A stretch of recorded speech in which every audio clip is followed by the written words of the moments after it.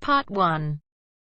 You are going to hear a conversation between Angela and Mr. Ray. Angela is applying to join the library. Listen to the conversation and complete the form below. First, you have some time to look at questions 1 to 5.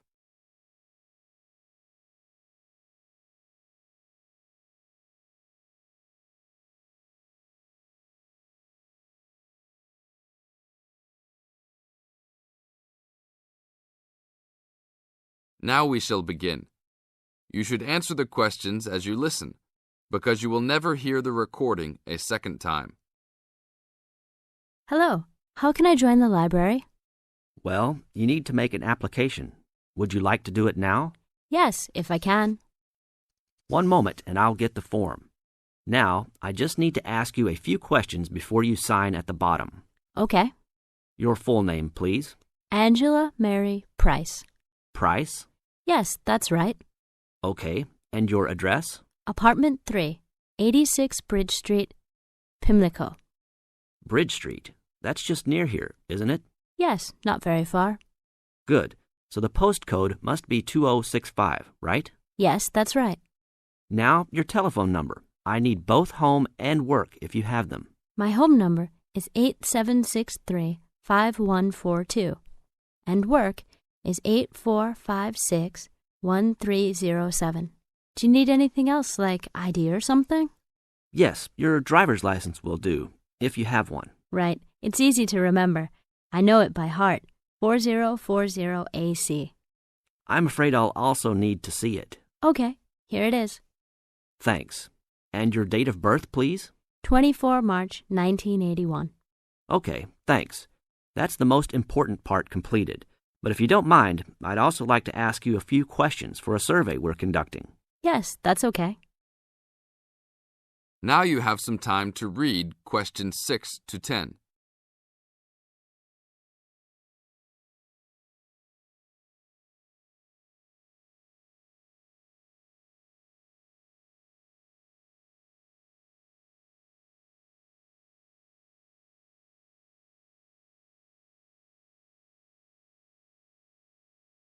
As the conversation continues, answer questions 6 to 10. What kind of books do you like to read? Here's a list to look at. Oh, it varies from time to time, but I always like to relax and learn about other countries I might visit one day. I don't like anything too heavy or serious, unless it's about animals or the environment. I'm not really into sport very much. Anything else? Well, I do like entertaining at home. You know, dinner parties. So I suppose you'll have something for me in that line. The pictures in those books always make me hungry, although they never seem to turn out exactly as they look in the books. Fine. I think that's all I need now, except I need you to sign here on the application form. Oh, and I almost forgot. The membership fee is $20, which is refundable if you no longer stay a member. There you are. Do I sign at the bottom here? Yes, that's right. You can borrow books now if you wish, although your membership card won't be ready until next week. So if you want to borrow today, you can pick up your card when you return your first books. That's if you want to take some now. I think I will, but I'll have a look around first. Okay, take your time. That is the end of part 1. You now have half a minute to check your answers.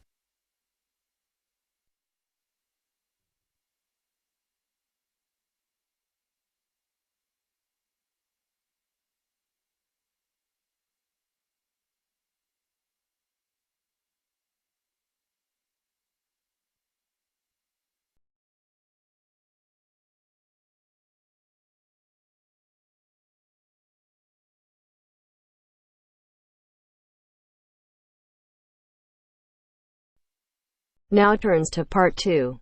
Part 2. 2. You are going to hear a talk given by an international student. First, you have some time to look at questions 11 to 16.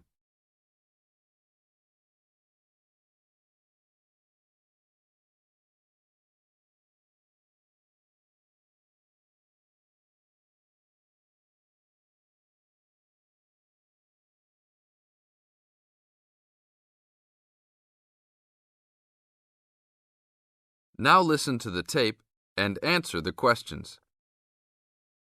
As an international student coming from Sierra Leone, it gives me great honor to give these opening remarks and welcome you all to Ashesi University, where excellence is the code. I believe I speak on behalf of my fellow colleagues when I say we feel that we are the most fortunate and privileged university students in Ghana. You may ask, what is the basis of such a conclusion? And I will simply say to you, in which other tertiary institution in Ghana do you find the same level of IT infrastructure and facilities available to students? Where also do you find such a low ratio of students to lecturers and computers? In which other educational institution do you find 55% of students on some sort of financial aid, who in addition enjoy services and benefits such as job placement after graduation, on-campus employment that pays above the minimum wage, a supply of textbooks, and access to online databases? Ladies and gentlemen, there is no other institution of higher education in Ghana today that matches the learning environment and the quality of instruction at Ashesi. I could continue listing reasons why we students feel this way, but I only have 5 minutes for this speech. Believe me, I could go on for hours. At Ashesi, everyone is considered a leader and is treated special. Ashesi equips us with the necessary determination, strength, and belief in ourselves to be able to achieve our goals. We are being taught to think outside the box and to question and challenge our assumptions about the world we live in. This, ladies and gentlemen, is one of the benefits of a liberal arts education, which seeks to broaden our intellectual capacity.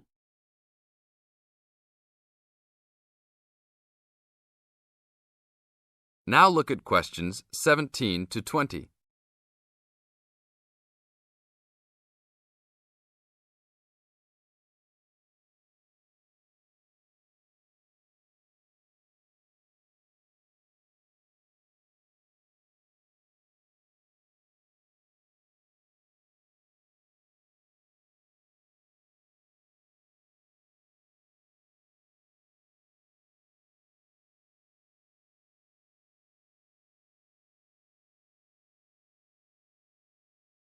As the talk continues, answer questions 17 to 20.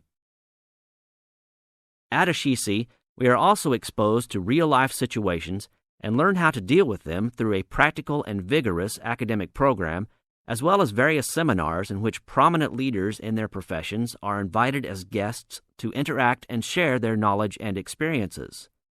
Some people, even some of you in this audience, may believe that tuition at Ashesi is too high, but I say to you that the students here are unanimous in saying it is worth it.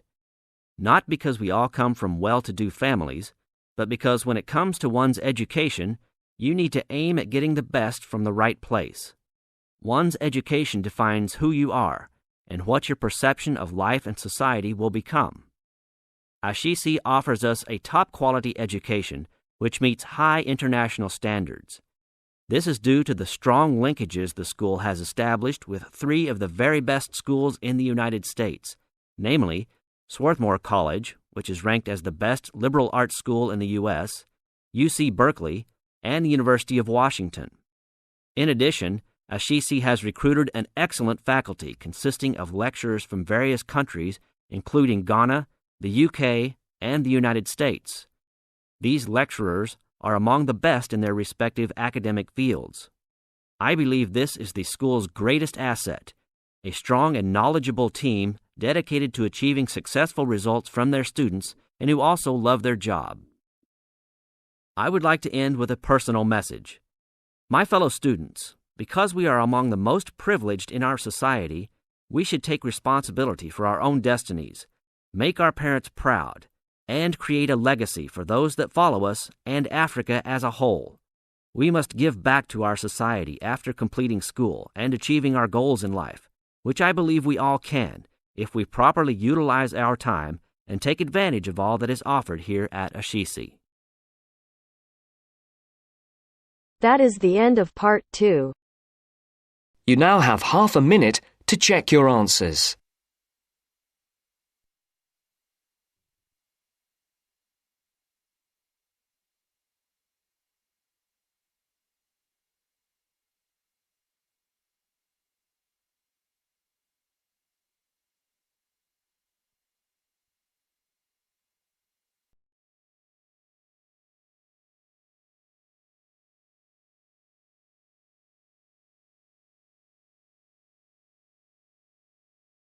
Now turns to Part 3. Part 3. You'll hear two university students discussing a social science lecture they attended. First, you have some time to look at questions 21 to 24.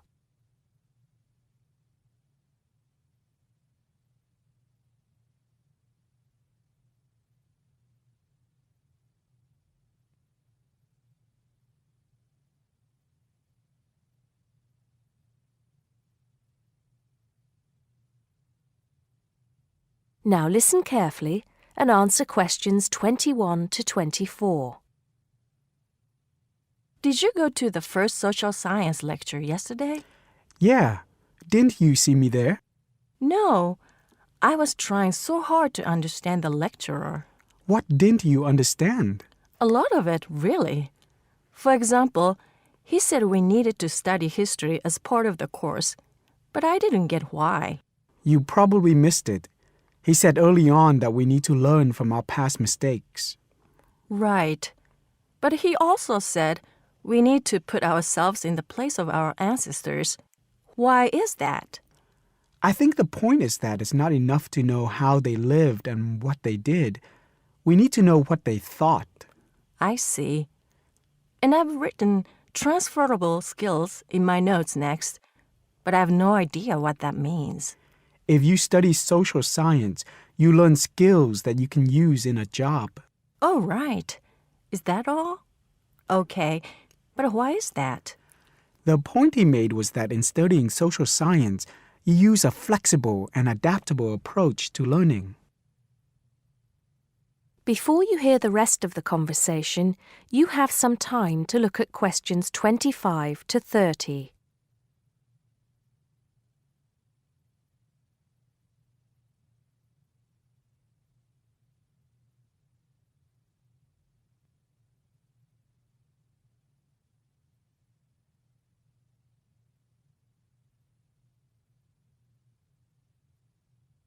Now listen and answer questions 25 to 30. He also kept mentioning all the other subjects we will need to study as part of the course. I didn't write them all down, did you? Some of them. I think I can make sense of my notes. The first one was anthropology, which he said would cover prehistory and archaeology as well. Okay. Then there's economics. I wrote down that this was not meant to mean that we will spend all our time looking at economic theory, but more that we need to see how humans behave. That's good. I don't think I could handle economic theory. He said something about education too, didn't he? Yeah. He said we'll be looking at how cultural information is handed down from one generation to the next through teaching children. He said we'd be focusing on geography too, but I can't really remember which aspects. Can you? I noted it down, I think. Here we are, yes, particularly in relation to urban planning. It's law that I got confused about. I didn't understand why he linked that to economics. I think he meant that laws affect the way wealth is distributed. That makes sense. Now, what are the science wars? Okay, I did get that. The science wars are about how social science collects information. In sociology and social work, and in social science generally, they can only study patterns of behavior and observe. If you compare that to the way scientists work in physics or chemistry, it's very different because they use specific experiments that can be tested and which give concrete answers. Social studies is often accused of being unscientific. That's all. Okay. But it still looks like a good course, doesn't it? You don't have any regrets, do you? None at all. I'm looking forward to it. That is the end of Part 3. You now have half a minute to check your answers.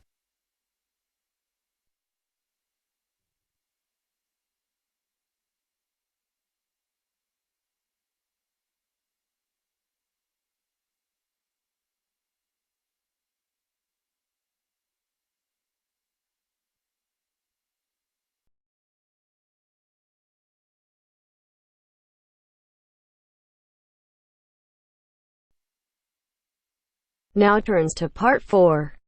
Part 4.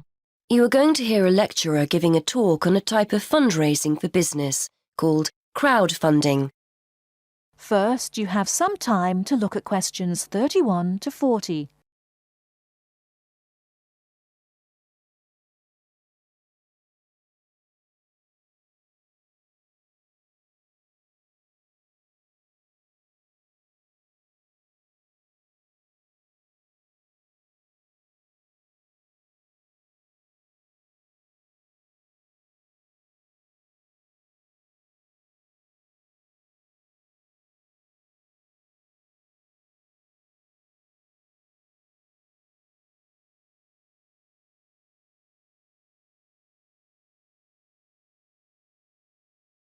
Now, listen carefully and answer questions 31 to 40.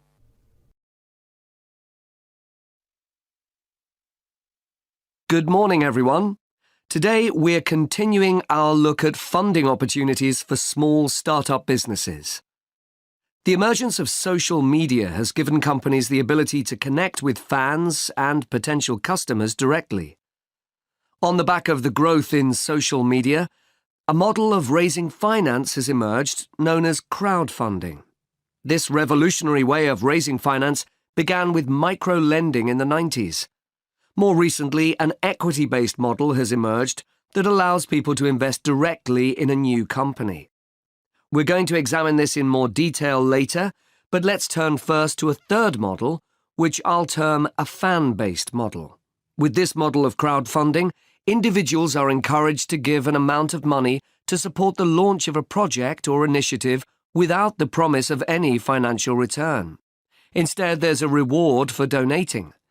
This contrasts with the micro-lending model, which would require a return on investment, and the equity-based scheme, which may offer shares. Crowdfunding portals or websites allow the business concerned to present the initiative along with the financial target required. There's a fixed time limit for fundraising, and if the target amount is reached, all donations are paid to the company or individual. Whether it's an author planning to write a new book, an independent film company looking to make a new film, or a technology company with an idea for an app, the person or company needing funding would turn to its fan base for support. This is managed through one of the many crowdfunding online portals that have emerged. Of course, a fan or supporter of a particular initiative is likely to give money anyway. But donation-based crowdfunding will often make donating even more attractive by offering a rewards-based incentive scheme. Let's take a film company, for example, that needs funding for a new film. For a small set donation, the donor might be offered a free ticket to the premiere or a DVD of the film. A larger set donation might be rewarded by the chance to attend a launch event when the film goes live. Those people who make bigger donations could even be offered the chance to meet the cast of the film, whilst the highest level donation could see the person's name mentioned in the film credits. For companies that already have a significant fan base, crowdfunding offers a fantastic opportunity to raise money quickly from a large number of people, each of whom donates just a small amount of money. Compare this to the time and effort that would be needed to sell your idea to investors or your bank manager, particularly in an age when raising finance can be difficult. The company may also have links with partner companies or organizations that run fundraising events. In this case, you can significantly increase participation by working with these organizations to promote your crowdfunding project.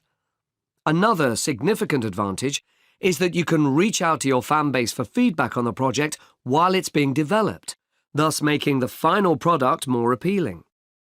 Crowdfunding enables you to raise awareness of the product at an early stage, thus increasing the potential for sales.